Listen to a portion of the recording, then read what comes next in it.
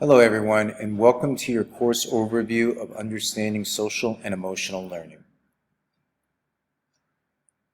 The purpose of this course is to serve as an introductory about social and emotional learning, in particular, what it is in general and in detail, and also the importance it has in today's society.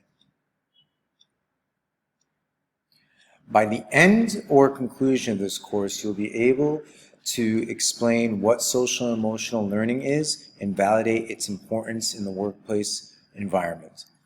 The learning objectives or modules will focus on defining social and emotional learning and the core competencies, identifying the components of each core competency, and explaining the importance of applying social and emotional skills to the workplace environment depending on profession.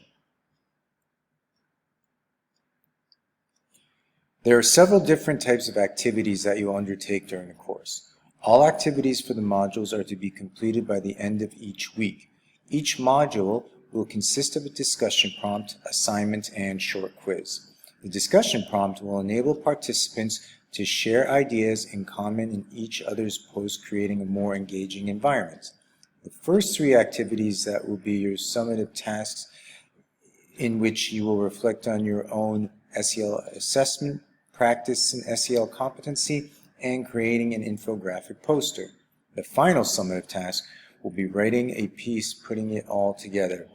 So there will be 4 assignments in total. Lastly, at the end of each module will be a short quiz to check your knowledge. There are a few ways to communicate with the instructor. You can email the instructor directly or message through Canvas, or at the end of each module there will be a question section providing you the opportunity to ask any question related to the course. Please remember to read through the syllabus for additional information before starting the course. With that said, have fun and good luck.